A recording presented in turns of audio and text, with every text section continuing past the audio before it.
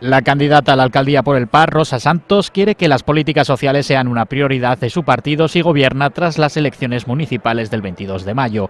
Acompañada por otras caras conocidas del partido, ha visitado los talleres de la Fundación Benito Ardíz. Allí ha propuesto más ayudas para los centros especiales de empleo. Creo que se puede hacer un foro entre ellos y los centros especiales de empleo para que las actividades de RSC de estas empresas se puedan canalizar en parte a través de la subcontratación de actividades que ahora a lo mejor se están externalizando a otro tipo de empresas hacia los centros especiales de empleo.